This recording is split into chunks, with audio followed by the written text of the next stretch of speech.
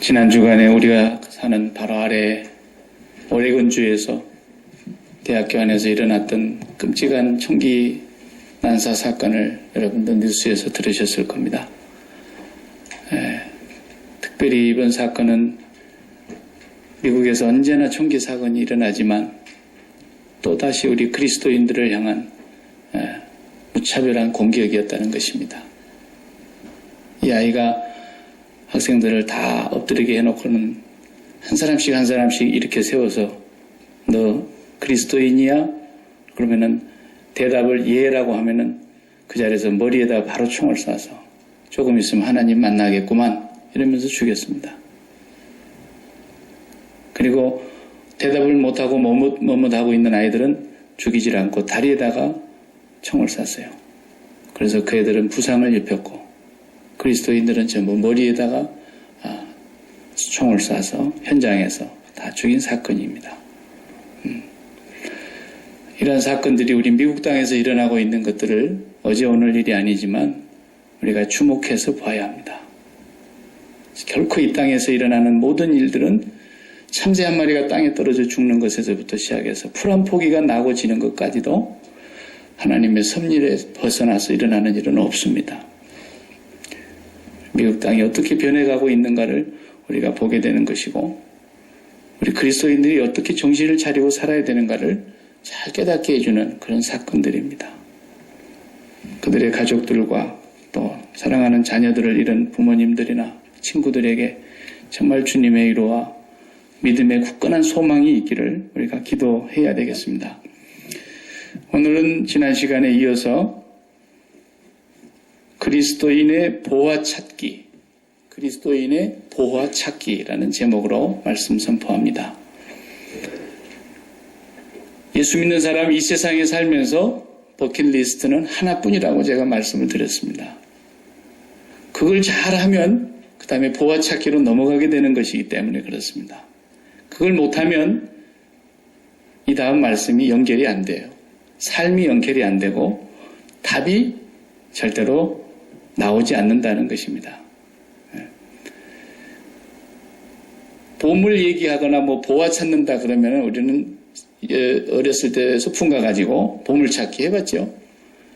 여기 있는 사람 대부분 못 찾았을 것 같아요. 제가 보니까. 꼭 그런 거 하면 잘 못 찾은 사람들이.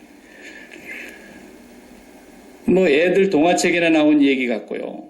보물 찾는다 그러면 소설 얘기 같고, 영화에서 옛날 흙이 묻은 먼지가 수북이 쌓인 보물 어디 숨겨놨는가 지도 찾아가지고 임금님들 묻혀있는 무슨 무덤이나 가서 발견해가지고 보화를 가득히 찾았다는 그런 얘기로 들리기 쉬운 그런 내용이에요. 근데 우리 그리스도인들이 이 땅에서 찾아야 될 이것도 마지막 보물이고 유일한 보물이고 영원한 보물입니다. 이 보화를 찾아야 예수 믿는 삶을 이 땅에서 재미있게 할 수 있고 이 땅에 살아가는 모든 삶이 재미있을 수밖에 없어요. 이 보화를 찾은 사람에게는 그렇다고 말해요. 이걸 못 찾으면 사는 것이 아니라고요. 살아도 산 것이 아니고요. 그래서 이 보화를 우리 그리스도인들이 찾은 사람을 그리스도인이라 그러는 거예요. 이 보화를 찾았으니까 그리스도인이라고 불러주는 거예요. 이 보화를 날마다 우리가 찾아서 그 보화를 사용해야 된단 말이에요. 오늘 본문에 3절에서 아주 선언을 했지 않습니까? 그리스도 안에 가르쳐줬어요. 초등학교 보물찾기보다 더 쉬워요, 이게. 선생님들이 대략 이쪽 동네가 찾아라 그리고 힌트만 주는 것이 있지 어디 가면 있다라는 말을 안 하는데 초등학교 보물찾기도 성경은 보물이 어디 있다고 가르쳐줬어요. 이걸 못 찾는다 그러면 어떻게 하겠어요? 그걸 누구 책임이라고 하겠어요? 보물찾기, 보물 숨겨둔 장소까지 다 일러줬어요. 3절을 다시 보세요. 제가 2절 읽을 테니까 여러분 3절 읽어주세요. 이는 그들로 마음의 위안을 받고 사랑 안에서 연합하여 확실한 이해의 모든 풍성함과 하나님의 비밀인 그리스도를 깨닫게 하려 하매니 다같이 그 안에는 지식과 지식의 모든 보화가 감춰져 있느니라. 아멘. 하나님의 비밀, 하나님의 보물, 하나님의 보화는 그리스도예요. 영원 전부터 비밀로 해왔던 것을 이제는 하나님이 이방인들에게까지 다 드러내서 풍성한 비밀을 다 알게 하셨어요. 그 비밀, 그것이 그리스도예요. 그리고 그 그리스도 안에 뭐라는 거예요? 모든 지혜와 모든 지식의 보화. 그러니까 그게 무슨 보화야? 내 발등에 떨어진 불이라도 좀 꺼주면 좋겠고, 지금 내가 당면한 가장 시급한 문제를 해결해 주는 것이 좋겠는데, 뭐 지혜가 무슨 보배고 보하고 그럼 장로님하고 최원사님만 좋겠네, 지혜를 하나 얻었으니까. 그게 무슨 보화야, 그게 지식이 그게 무슨 보화야, 이렇게 생각한단 말이에요, 사람들이. 그리스도인에게 있어서 그리스도 안에 있는 이 지혜와 지식의 보화는 천만금으로도 얻을 수 없거니와 비교할 수 없는 보물이에요. 이것만 가지고 있으면 우리 인생살이 괜찮아요. 어디 살아도 괜찮아요. 우리 예집사님처럼 한국 가도 아무 상관없고, 오지에 가서 선교를 해도 아무 상관이 없고, 미국 땅에 살아도 좋고, 어디든지 좋은 거예요. 이 보물만, 이 보화만 우리가 분명히 갖고 날마다 그 보화를 사용할 줄만 알면 그보다도 좋은 게 없는 거죠. 이것이 오늘 사도 바울이 우리에게 선포하고 있는 말씀입니다. 지혜가 뭔가부터 설명하면은, 지혜는 그냥 유치원들도 알아들을 수 있는 수준으로 쉽게 얘기하면 하나님의 생각을 받아들이는 거예요. 지혜라는 말이 그런 뜻입니다. 솔로몬이 지혜를 구했다고 여러분 들었고 아셨죠? 저에게 지혜를 주십시오라는 그 지혜라는 히브리어 단어가 뜻이 풀이하면 듣는 마음이라는 뜻이에요. 두 단어가 합해진 거예요. 듣는다라는 것과 마음이라는 단어가 합해진 단어예요.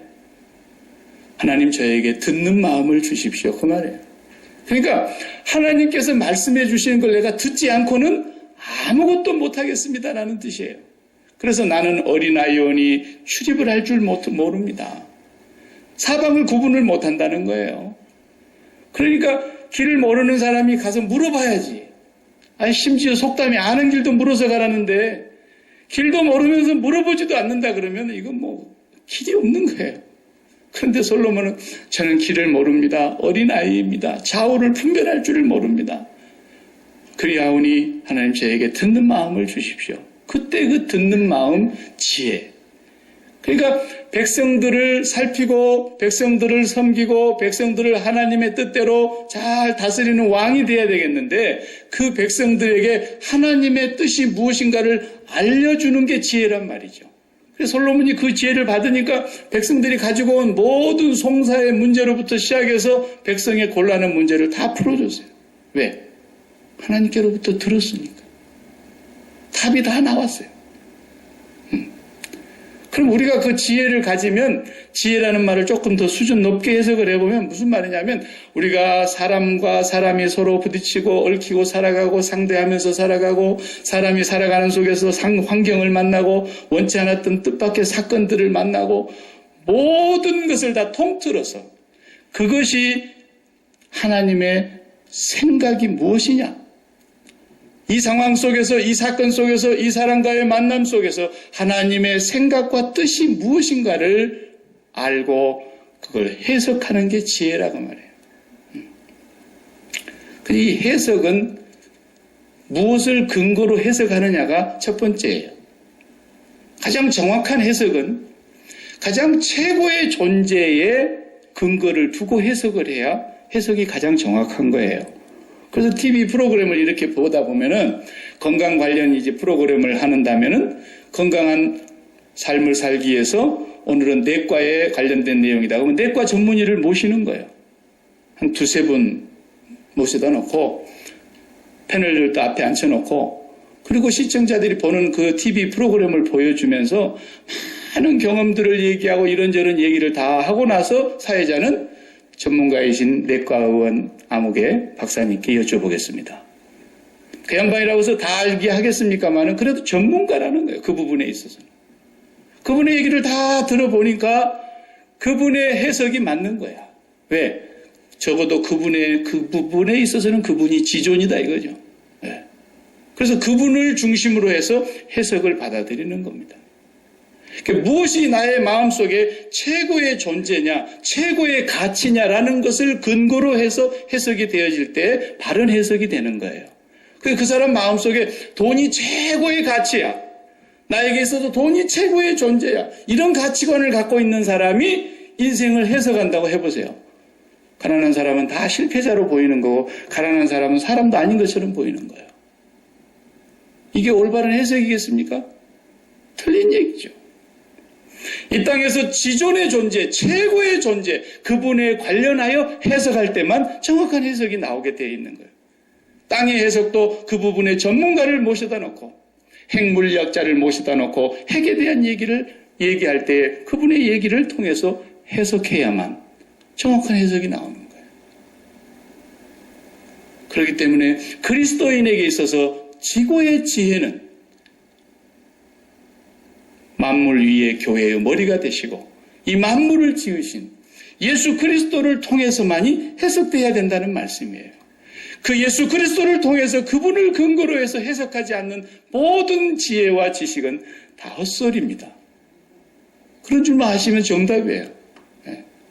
그러니까 수천억 불을 들여가지고 화성을 갔다 왔다, 어디를 보내고 뭐가 왔다, 별소리를 다 해도 하나님으로 근본이 돼서 하나님으로 근거가 돼서 해석하는 해석이 아닌 건 다 낭비요, 허황된 소리요.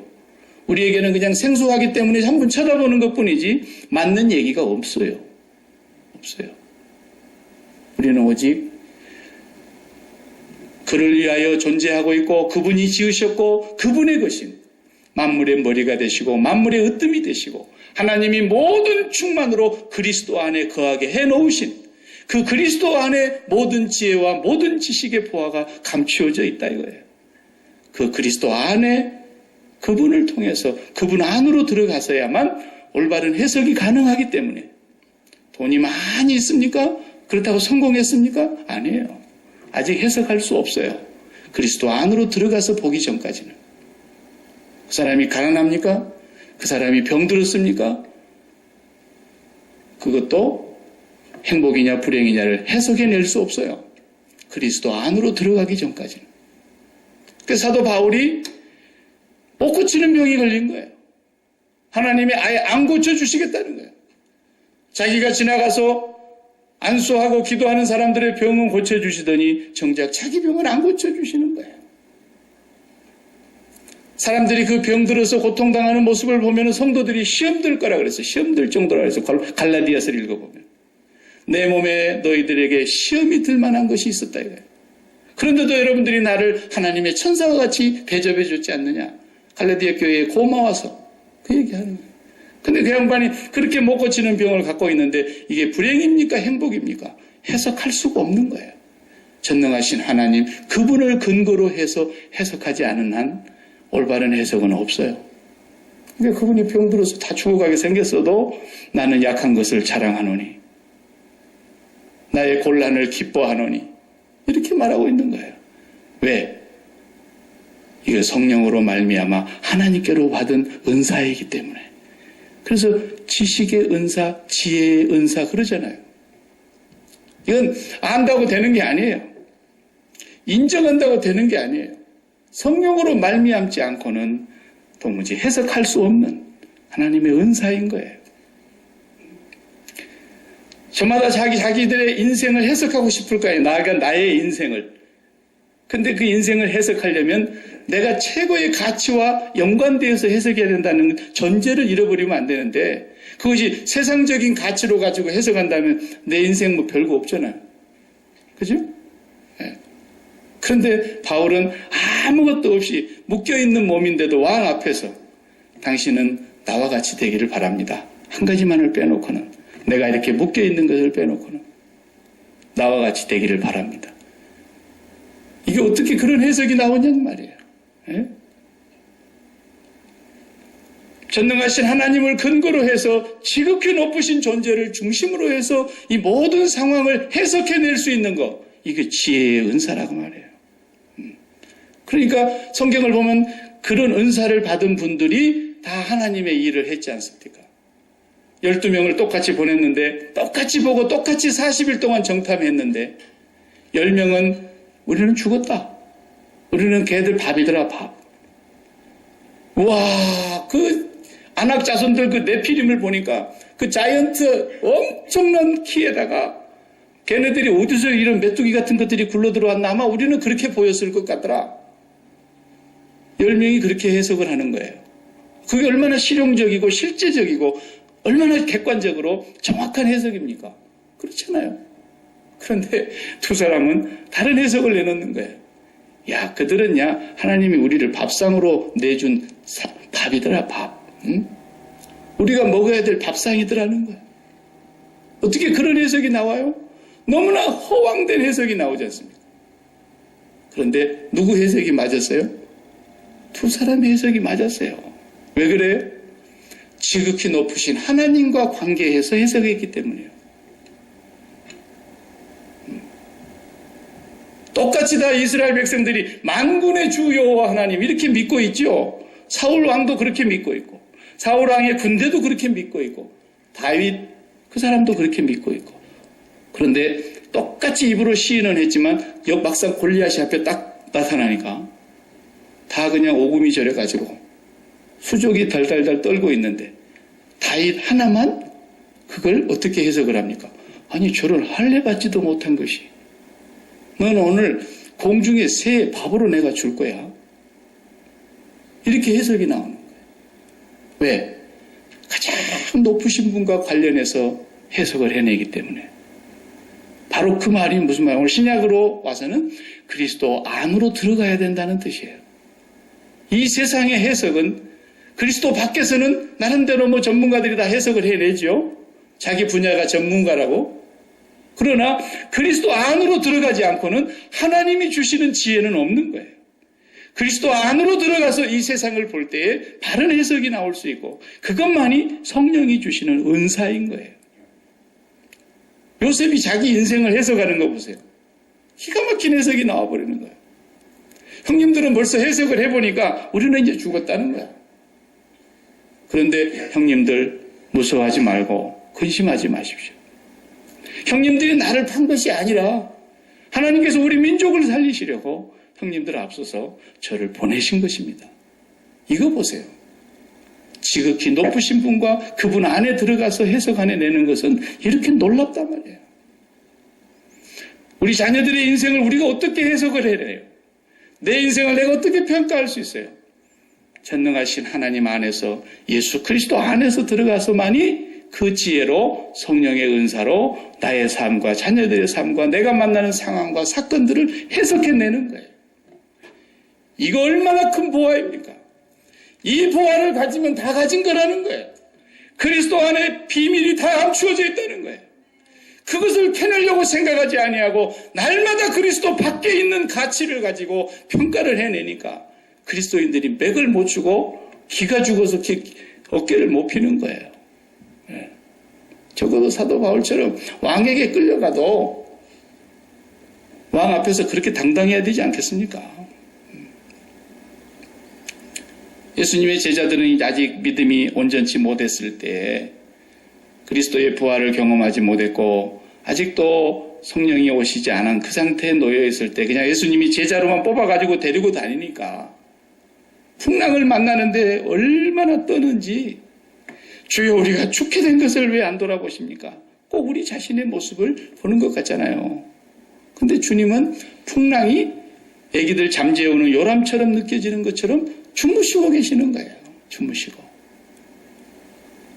그분은 하나님 안에서 하나님은 그분 안에서 아버지가 내 안에 내가 아버지 안에 계시는 삶 외에는 이 세상 어느 곳에도 머리를 기댄 적이 없고 어느 누구에게도 마음을 의탁한 적이 없었다고 요한복음에 그렇게 말씀하시지 않습니까? 아무에게도 마음을 의탁지 아니하셨다. 나는 그 말씀을 읽을 때 그렇게 마음에 들어요. 왜 그러느냐? 사람이 어떤 존재인 것을 그분이 아셨기 때문이다. 이랬어요. 요한복음 1장을 읽어보면. 오늘 우리가 정말로 하나님의 지혜만 가지고 그리스도 안에 감춰져 있는 이 보물, 이 지혜만을 우리가 가지고 살아갈 때면 세상 어디서 산들 무슨 상관이겠습니까? 무슨 상황을 만난들, 무슨 사건을 만난들, 누구와 같이 산들 무슨 상관이겠냐고요. 어제 제가 바쁜 일이 있어서 주일 준비를 좀 미리 해놓고 장례식이 있어서 다녀왔습니다. 우리 노예에서 함께 오랫동안 몸담고 일하셨던 아주 젊은 장로님께서 갑자기 또 세상을 떠나셨어요. 또 막 거기다가 장례식과 함께 또 결혼식까지 또 겹쳐 있어가지고 우리 학교 또 대학원 선배이신 분의 아드님이 장가를 가서 똑같은 시간에 이제 겹쳐 있으니까 막 양쪽으로 뛰느라고 바쁘게 다녀왔습니다. 성도의 장례식이 뭡니까? 성도의 장례식은 이 세상에서 날마다 그리스도와 함께 죽는 연습을 하다가 목숨이 진짜 죽는 게 장례식이고 진짜 죽었더니 이제는 진짜로 영원히 아주 몸을 떠나 그리스도와 함께 거하는 것이 장례식이에요. 그것을 그리스도 안에 있지 않는 사람들이 누가 그 해석을 해내겠어요? 안 그렇습니까, 여러분? 세상에 어떤 누구가 그것을 그렇게 해석을 할 수 있겠냐고요. 그리스도 안에 들어와 있는 사람만이 그걸 가능하게 해석해낼 수 있고 그것 때문에 그 슬픔 중에도 위로가 있고 그 아픔 중에도 하나님을 찬양하고 감사하는 마음이 있는 거예요. 63세를 잡수신 젊은 장로님이 그 교회 수석 장로님이신데 이게 갑자기 돌아가시고 나니까 온 교회가 가슴 아파하고 왜 이렇게 우리 장로님 빨리 불러가셨느냐고 하나님 앞에 애통해하는 모습을 보고 목사님이 장례를 집례하다가 눈물을 흘리고 모든 사람들이 애석해 했어요. 그게 인지상정이죠. 천국 갔는데 뭐가 슬퍼서 그렇게 울어. 제발 장례식에 그런 사람들 없었으면 좋겠어요. 그러면 안 돼. 우리 사람은 성정을 갖고 있기 때문에 눈물을 흘릴 때 눈물을 흘리고 울 때는 울어야 돼요. 그러나 우는 것이 잘못된 건 아니고 그러나 우리가 해석하는 성도의 또 장례식이 있지 않습니까? 이제 날마다 우리는 그리스도와 함께 죽는 것을 날마다 확인하고 살았던 사람이에요. 그것이 지난주에 얘기했던 그리스도의 남은 고난을 내 육체에 채우는 삶이었고 그것이 날마다 그리스도와 함께 십자가에 못 박히는 삶이었고 날마다 그리스도 안에서 죽었다고 하나님 앞에 확인하고 살아갔던 삶이었지 언제 내가 산 것이 있었냐 이거예요. 내 안에 그리스도가 사는 삶을 날마다 소망하고 구하고 살았고 그렇게 살았는데 어느 날에는 아주 그래 이제는 네 목숨을 내가 부르마 그래서 목숨이 끊어지고 그리스도와 함께 아주 영원히 함께 있기로 한 거예요. 그러니 얼마나 위로가 되냔 말이에요. 그 애통해하는 성도님들이 그러면서도 또 아멘 하면서 위로를 받고 감사하고 기뻐하고 그러더라고요.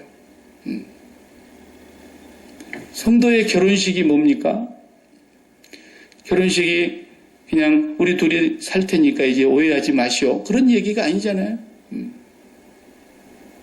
결혼식이라는 것도 똑같습니다. 내가 산 것이 아니에요. 나의 인생이라는 게 없는 거라니까요. 이제까지는 나 혼자의 인생을, 나 한 사람의 인생을 하나님 안에 들어가서 하나님께서 나에 대하여 갖고 계시는 생각이 있으실 거 아닙니까? 그 뜻이 있을 거 아닙니까? 그것이 말씀으로도 기록되어 있고 하나님께서 원하시는 그 뜻이 있으신데 그 뜻이 무엇입니까? 나의 삶은 내 안에 그리스도가 사는 삶이 되기를 원해서 날마다 내가 죽고 그리스도를 모시는 삶을 사는 것이 성도의 삶인데 그걸 혼자 했단 말이에요, 지금까지. 그런데 이제는 둘이 와가지고 하나가 돼야 된다 그러니까 하나는 화성에서 왔고 하나는 금성에서 온 사람들인데 어떻게 이게 하나가 되겠습니까? 그럼에도 불구하고 하나가 될 수밖에 없는 것은 내가 없고 내가 하나님 안에 들어가서 나와 함께 있는 그 사람을 알아야 되기 때문에 그렇습니다. 남자는 여자를 알아야 되고 여자는 남자를 알아야 됩니다. 아내가 남편을 알아야 되고 남편이 아내를 알아야 되고 어떻게 아냔 말이에요. 한 지붕에 살고 한 이불 덮으면 알아집니까? 알 수가 없어요. 나는 지금까지도 모르겠어요. 네. 하나님 안으로 들어가야만, 그리스도 안으로 들어가서 그리스도께서 내게 주신 이 사람이 누구냐라는 거예요. 그때만 그 사람을 바르게 볼 수 있게 되는 거예요. 그게 결혼인 겁니다. 네. 성도의 삶이 뭡니까? 그리스도인의 삶이 뭡니까? 우리를 그리스도인이라고 말하는 것은 그리스도가 산다는 뜻입니다. 더 이상 나라는 존재가 사는 것이 아니라는 것입니다. 내가 그리스도와 함께 십자가에 못 박혔나니 이제는 내가 산 것이 아니요 내 안에 그리스도께서 사는 것이라. 이 사람을 그리스도인이라 그런단 말이죠.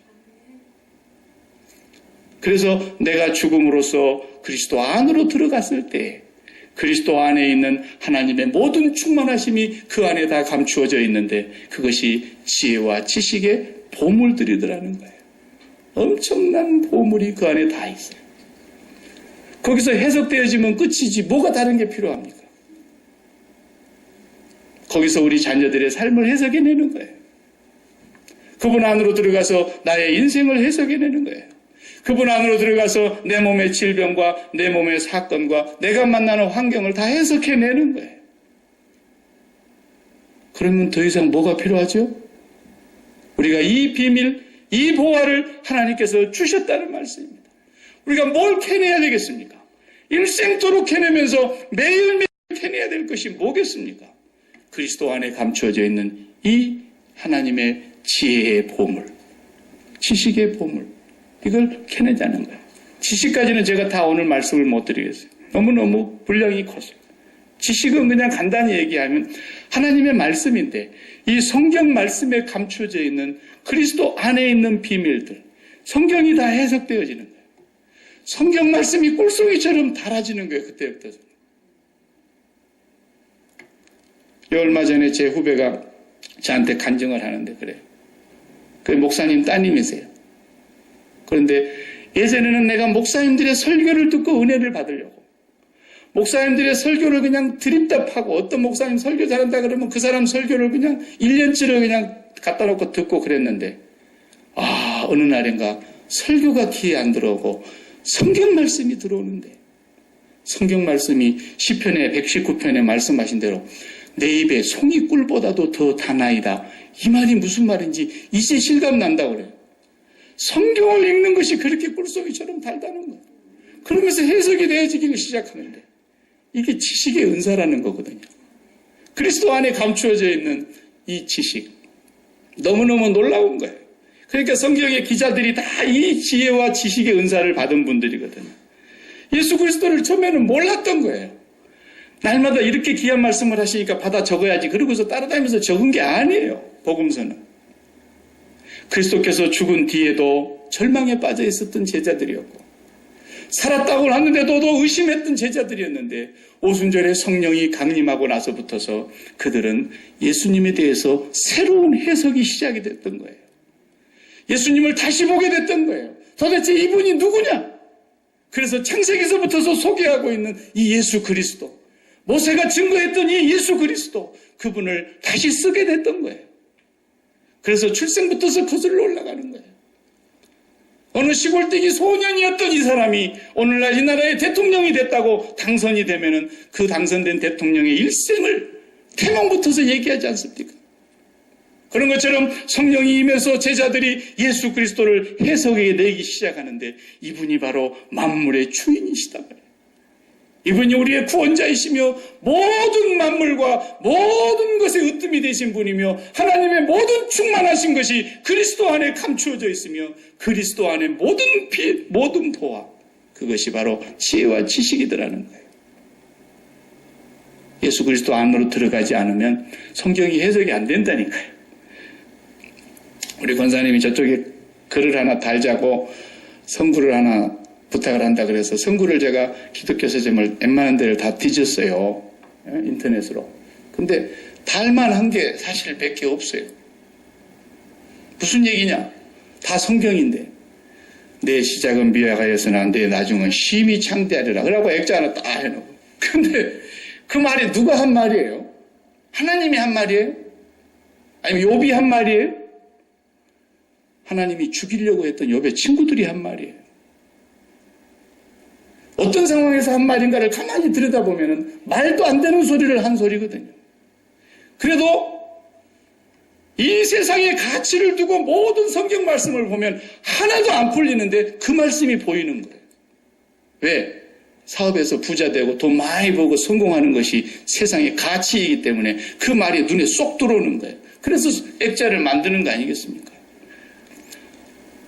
어디를 기준으로 해서 성경을 보느냐에 따라서 성경을 한 구절을 쏙 뽑아내면 그게 굉장한 말씀 같지만 다 이단적인 해석이 나오는 거예요. 이 세상에 대하여 죽지 않고 그리스도 안으로 들어가 보지 않고서는 성경이 해석되지 않습니다. 그래서 이 제자들이 구약에서부터 예언했던 모세가 예언했던 그 예수 그리스도, 수많은 선지자들이 보고 싶어 했던 그 예수 그리스도, 이분이 누군가가, 이분이 왜 십자가에서 죽었으며 성경 구약에 어디에 그런 말씀이 있는가를 다시 보게 됐던 거예요. 모든 성경은 예수 그리스도와 그의 십자가 외에는 해석이 안 되게 되어 있는 거예요.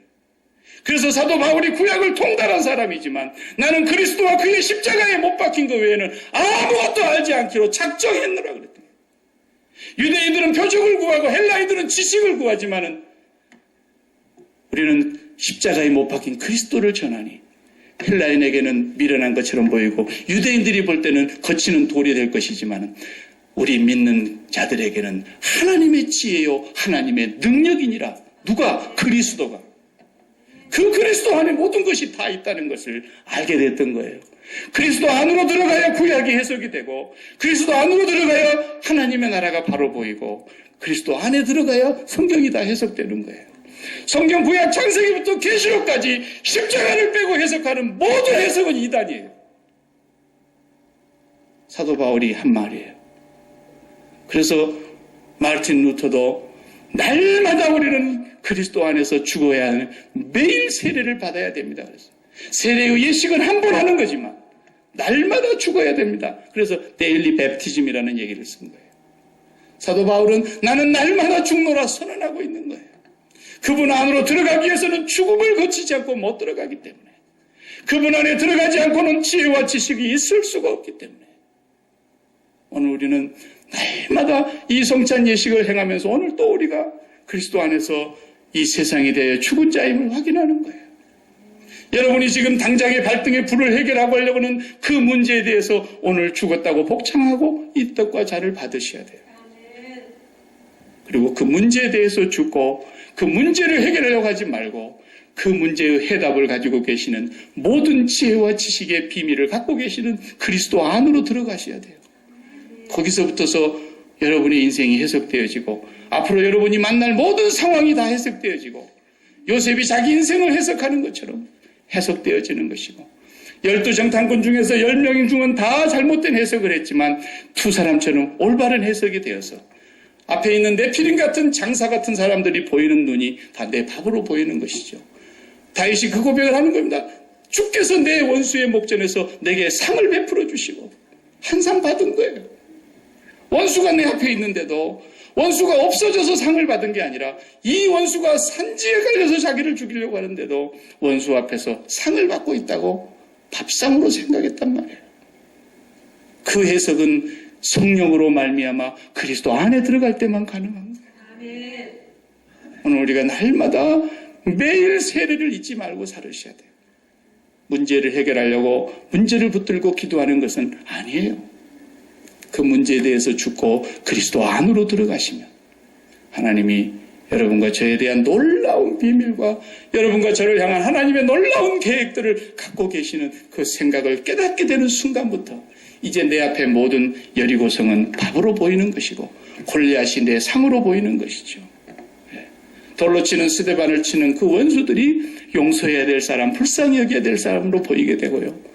태풍 같은 풍랑이 나를 에워싸려고 삼키려고 해도 거기서 하나님께 머리를 기대고 잠이 들 수 있는 거예요. 이게 그리스도 안에 있는 지혜입니다. 기도하십시다.